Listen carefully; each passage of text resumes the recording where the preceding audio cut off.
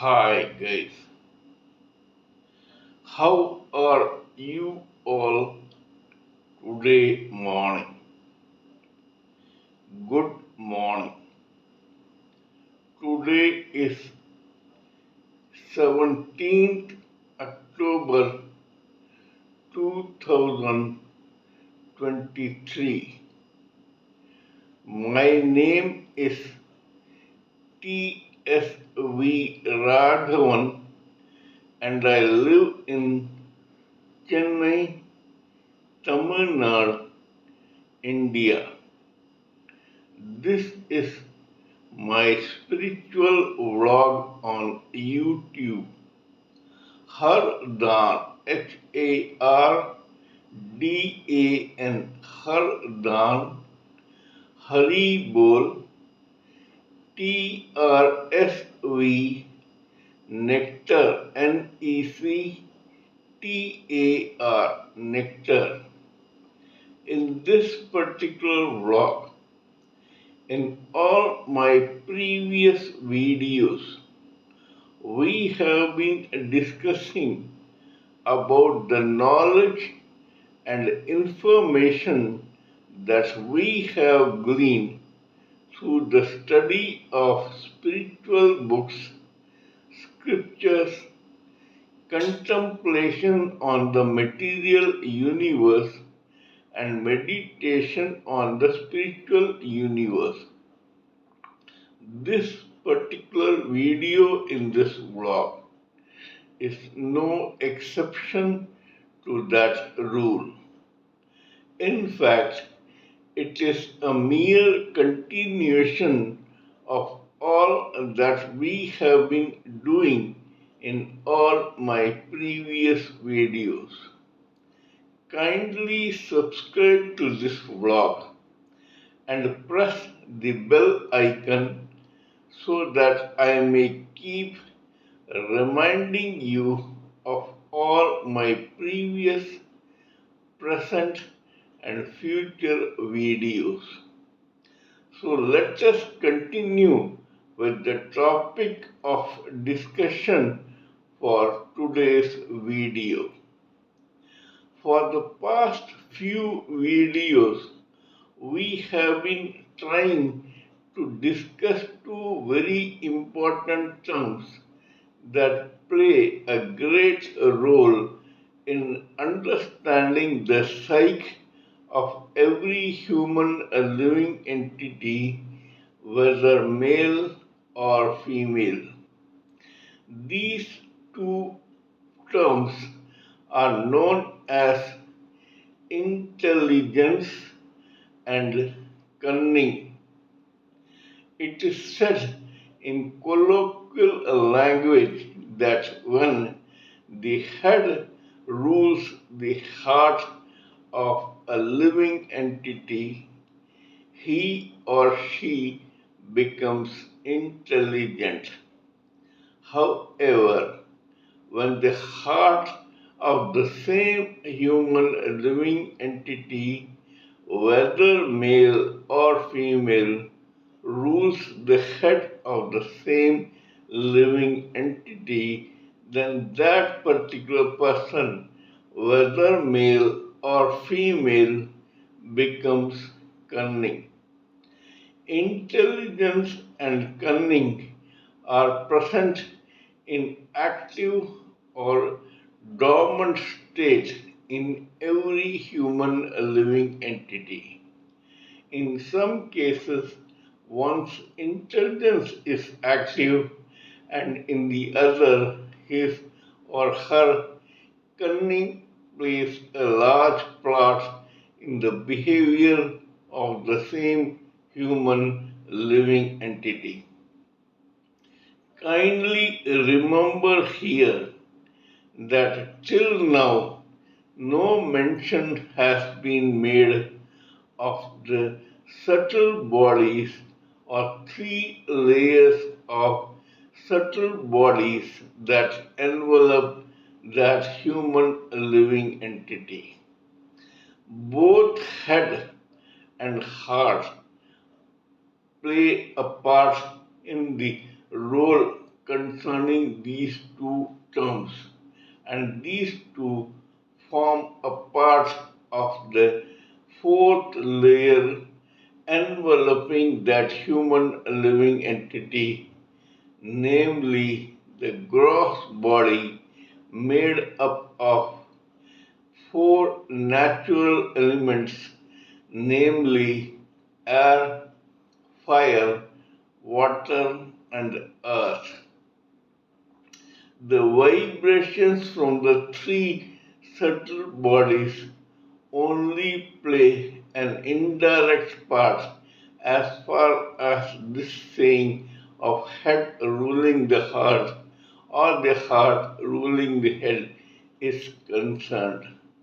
Hence, we can safely presume that when it is said that the head rules the heart, it is the astral body of mind, feelings, and emotions and their vibrations thereof that rule the vibrations of the etheric body of senses, namely sight, hearing, smell, taste, and touch.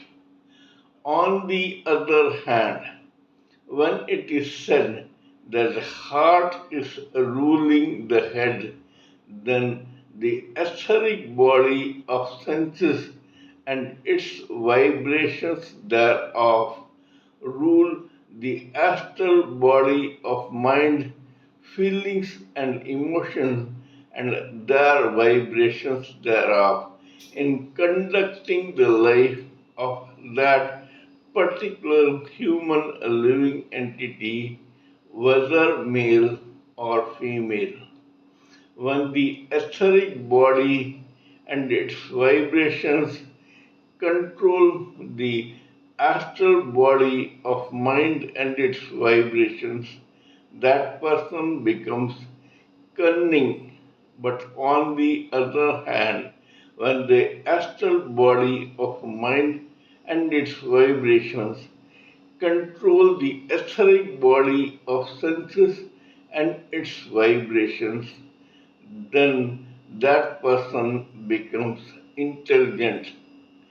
Please find or remember that in this context, you may observe that the first layer of causal body of intelligence and logic don't play a very big part in deciding the psyche of that particular human living entity, whether male or female. The reason behind this is because the people who listen to the vibrations of their causal body of intelligence and logic are only 5% in the multitude of society at any given time in this material world. Hence, it only plays a very minuscule part as far as the psyche of a particular human living entity is concerned in regards to the saying of head ruling the heart or the heart ruling the head. This 5% is again divided into 3% materially and cerebrally inclined people, and the other two, the cream de la creme of causal body of intelligence, belongs to those who are spiritual in nature, and so they concentrate on looking at the spirit soul of the same human living entity, which is actually that person's original identity. In the process of analyzing this particular matter, we went about several case histories which showed us how a person can be cunning or intelligent. In other words, how the heart of that living entity firmly rules his or her head, or the head of the same living entity rules the heart of that particular living entity. Today we shall again take up another case history where the hero or the protagonist of this case history used his head to rule his heart. So let us continue with this story. In the beginning of the 19th century, in Rajasthan, India, there hailed one particular business family called the Singhaniya. These guys, though originated from Rajasthan state of India, they probably relocated to the town of Kanpur in the state of Uttar Pradesh in India. This family belonged to a community called Marwadis, which is a very successful and popular business community. The main occupation of that business community is lending money on interest. The Singhaniya were no exception to the rule. They also started small in their business by lending out money on interest. Generations after generations of that particular family passed. This was a tightly knit family where the patriarch of one generation had the habit of distributing whatever belongings he or she had to his or her offsprings. In the early 70s or late 60s of the 19th century, one particular generation from the Singhania family distributed its own property and belongings among the offsprings of that particular generation. That particular generation in that family was one person or one offspring who was named Juggi Lal Singhania. This Juggi Lal Singhania took his own share of property from the family and began indulging in the business of money lending and trading in his own generation or during his own adulthood. When this guy grew older, he distributed his own share of the property among the offsprings of his own in that family. This distribution culminated in the late 90s or early turn of the 20th century. This man had 3 or 4 sons, among whom he distributed his own property as was the habit in his family. Among the three or four was one son whose name was Kamalpat Singhaniya, while the other offsprings took their individual share and went about their own business. This Kamalpat began to think different. We will take a detour here. We can safely presume that Mr. Kamalpat Singhania had his own head placed firmly on the shoulders of his own gross body. In other words, he chose to listen to the vibrations of his astral body of mind, feelings, and emotions. This pretty cerebral head firmly ruled the etheric body of senses which had already possessed his heart. In other words, knowingly or unknowingly, Mr. Kamalpat Singhania chose to remain intelligent instead of cunning. Mr. Kamalpat Singhania was born on a November morning in the mid or late 19th century. When the distribution of this property happened, he inherited, along with his jewelry, wealth, and property, a huge, sprawling mansion in the heart of the town of Kanpur.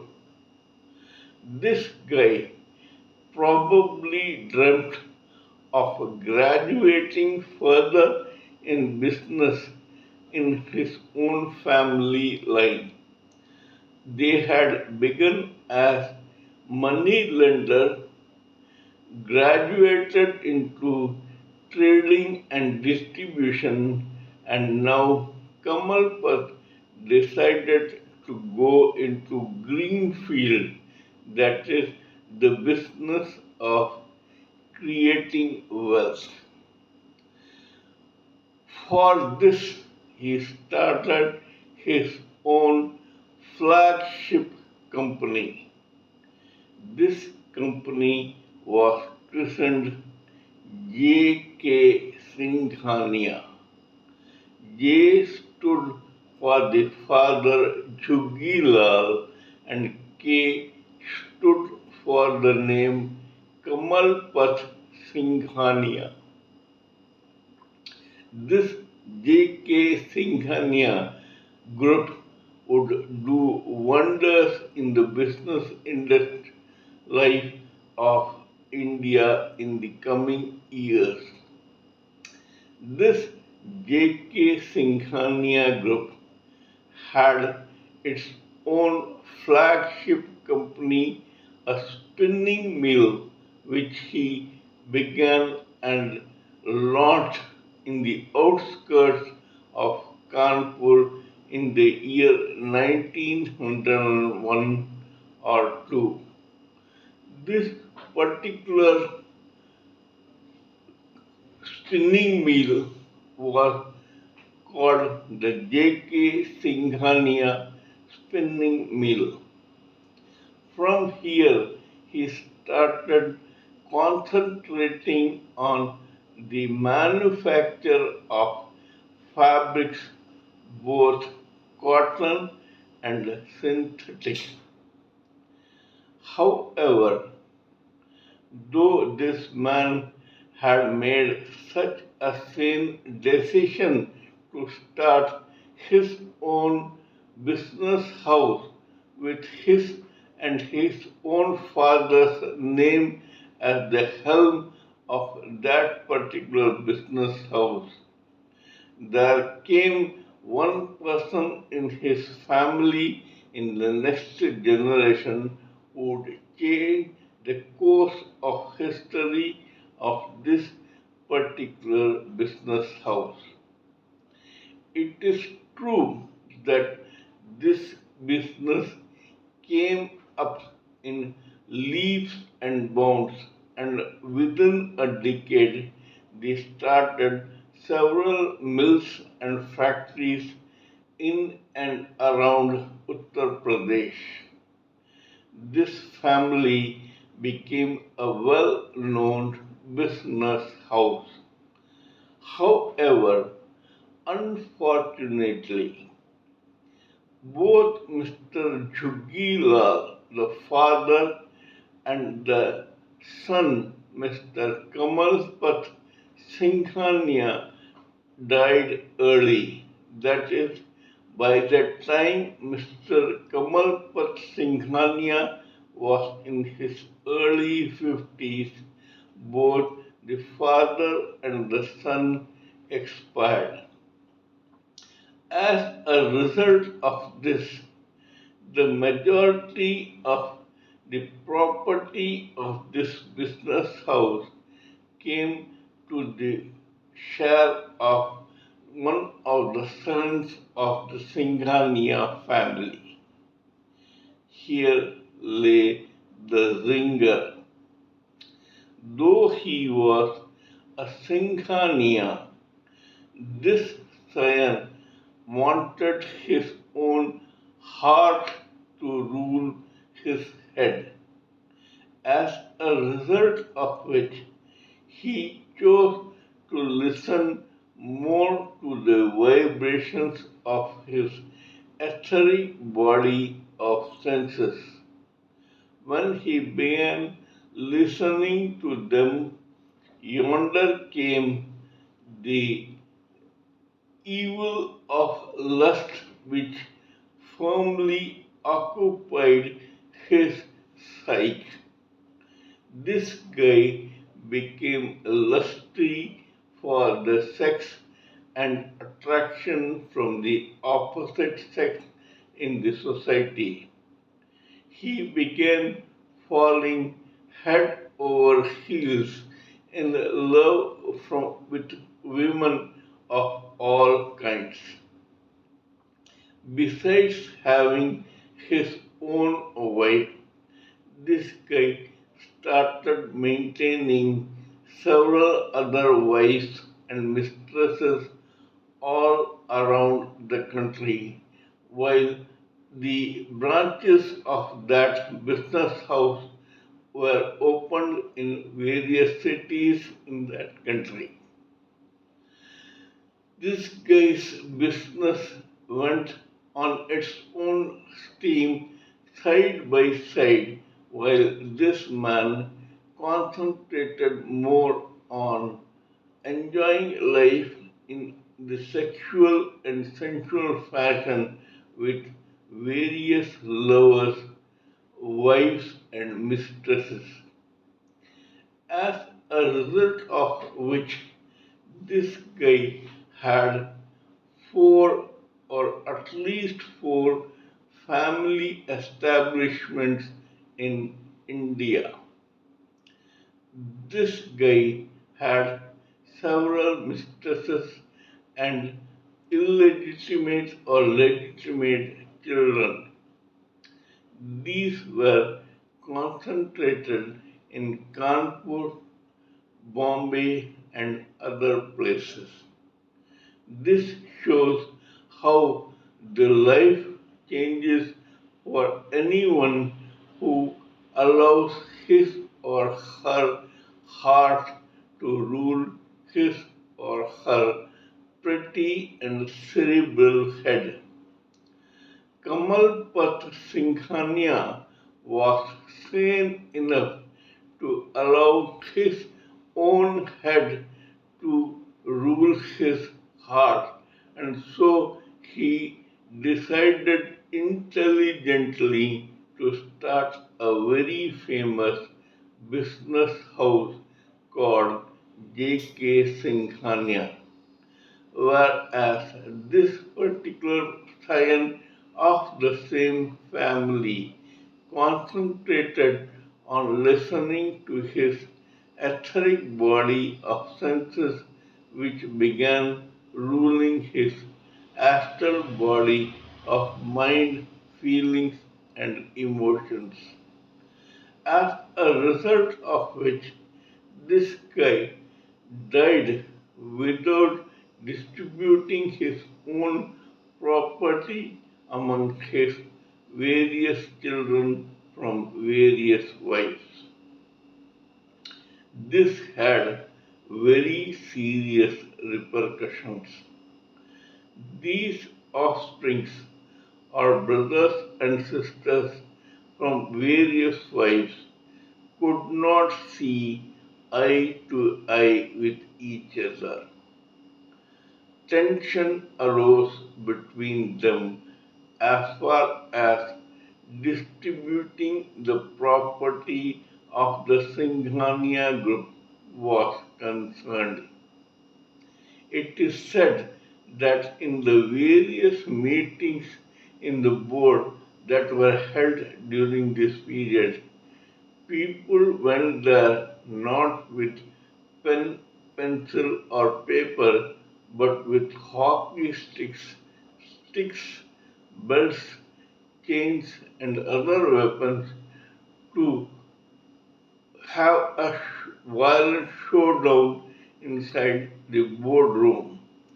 Siblings of various wives fought with each other to the horror of the onlookers. So much so that because this group was by now quite reputed and influential and well known and respected, the state government of a particular state had to intervene to sort out the situation. The Union Government of India also played its own part in bringing peace among the siblings of that particular family. It was then decided that the distribution of wealth of the same business house among the existing siblings will be done under the supervision of the union government and the state government. After a decade or so, peace slowly started ruling or coming down on the warring factions of the Singhaniya family. The government intervened, and along with the suggestions and advice given by sane businessmen, intellectuals, lawyers, etc., it was decided to distribute this property in such a way that no one among the siblings in the business family suffered. A major part of the property was given to that line of the business house which was original and legitimate. The rest was distributed among the other wives and their offspring who had begun controlling several offices of the same business house in several parts of India.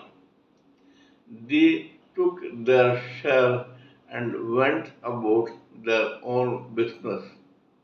However, the original family continued its own flourishing and lucrative business of producing fabrics, etc., and soon they graduated into synthetics, cements, microchips, electronic goods, and other such commodities which had a flourishing and lucrative market not only in India but abroad too. This J.K. Singhaniya group, which was sanely founded by one Mr. Kamalpat Singhaniya long back, is today a very famous business house. It is quite successful, and the property of this particular business house runs to several crores. This was because of the foresight and vision of one Mr. Kamalpat Singhania, who chose to use his own share of property according to his own intelligence and started a business house in the turn of the 20th century along with his own father. Thanks to the goodwill and the blessings of the two, that is father Mr. Jhukilal, whose initial is J, and the son Mr. Kamalpat, whose initial is K. J.K. Singhania Group is today a very famous business house. This shows to us how positively important it is for every human living entity to use his or her head instead of his or her heart to do any task in this material world. It is the duty of every living entity to do something positive in this material world so that he or she may, when he or she passes on, go to God and say that I have done my duty. For that, it is very important that his or her head rules his or her heart. I have already mentioned in many of my previous videos that the 75% of multitude of this materialistic society at any given time is controlled by its etheric body of senses and their vibrations, whereas only 20% listen also to the vibrations of their astral body of mind, feelings, and emotions. It is this that makes them creative, enterprising, ambitious, determined, focused, hardworking, and determined to succeed. These are various qualities that, according to the famous French Emperor Napoleon Bonaparte, are necessary to make any human being successful in life. We all must take a leaf out of the life of Mr. Kamalpat Singhania, who showed how far you can reach and what dizzy heights you can achieve if you allow your own head to rule your heart. Thanks to this man's intelligence, vision, and foresight, his own family today is a very reputed, flourishing, and lucrative business house. Not the hammerings of nature which came through one particular person in the future generations would do any harm to this particular business house whatsoever. At best, it only helped in spreading the reputation of this business house positively or negatively. Today, thanks to what happened due to that particular sibling in that particular business house who allowed his own heart to rule his head. There are several offices of the same business house in several parts of this country and probably abroad. In other words, the property of J.K. Singhaniya Group is being used by several owners of that property of several families in the same group to use it for their own development in business. For all you know, while the flagship and main J.K. Singhania Group is flourishing in its own way, the other stepsons and daughters are using their own share of the same property in their own way to flourish in business. This is all I wanted to say in this particular case history. We must all take a leaf out of the autobiography of Mr. Kamalpat Singhaniya to realize how far we can go if we allow our own head to rule our heart. The ultimate aim of every human living entity is to get self realized, get liberated from this repeated cycle of endless birth and death, and finally get delivered to the Supreme Personality of Godhead as a fully evolved spirit soul. This is possible only if we lead a very positive life, birth after birth, death after death, in our own cycle or orbit of endless birth and death in this material world.